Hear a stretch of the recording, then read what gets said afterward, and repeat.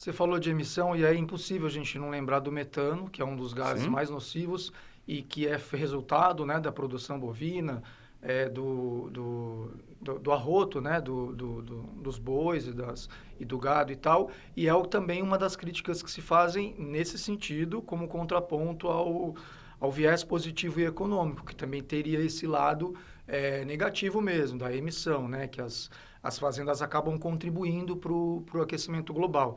Eu queria que você desse também a sua avaliação sobre isso e também já emendando, falar do efeito no efeito estufa e a questão dos agrotóxicos, porque a gente é sabido que os grandes produtores, alguns, né, não todos, mas boa parte utiliza, né, os Sim.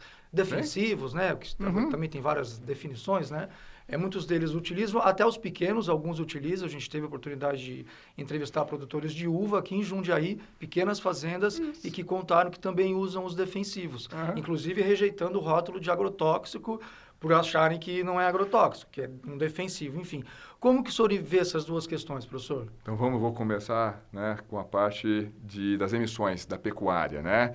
É uma característica desse animal, tá? Dos bovinos, ele vai emitir metano. A gente consegue reduzir essa pegada de carbono? Boa notícia, a gente consegue. E aí tem uma característica diferente da nossa pecuária aqui no Brasil, da pecuária que acontece, por exemplo, na Europa. Em primeiro lugar, em geral, a nossa pecuária ela é de pastagem, enquanto na Europa é uma pecuária de confinamento, então que vai demandar mais ração.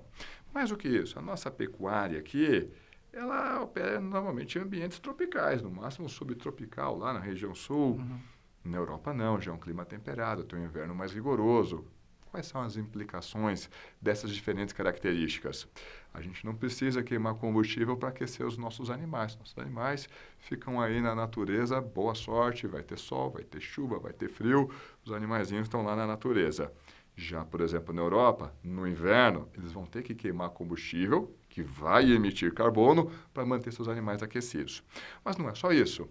No caso brasileiro, esse animalzinho está onde? Ele está no pasto. Ele está comendo uma gramínea que, conforme ela vai crescendo, ela vai capturando carbono da atmosfera.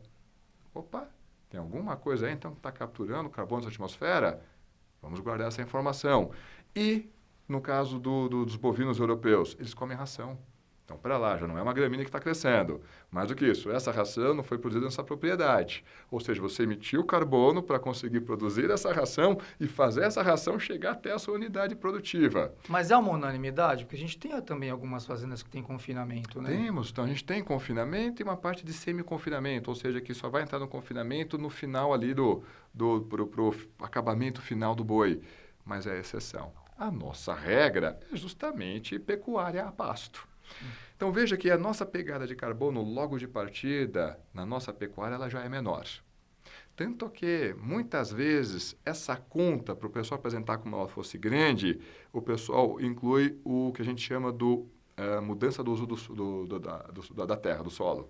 E aí sim, quando você abre uma área nova, principalmente quando você tira ali uma floresta, você emite carbono pra caramba. Sim. Mas boa parte da nossa produção agropecuária, ela se dá em áreas já consolidadas, áreas já antropizadas. Não que não exista problema ali na fronteira, mas o grosso da nossa produção em áreas já antropizadas, né? Áreas que estão emitindo, abrindo áreas novas o tempo todo.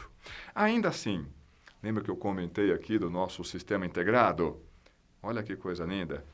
Dependendo como você fizer o seu manejo, o manejo do seu pasto, fizer um manejo do pasto de forma adequada, essa gramínea vai crescer de uma maneira mais robusta, vai capturar mais carbono da atmosfera, o seu animal vai se alimentar melhor, um animal que se alimenta melhor acaba produzindo mais carne, você consegue abater esse animal mais cedo. Se esse animal é abatido mais cedo, ele vai emitir metano por menos tempo.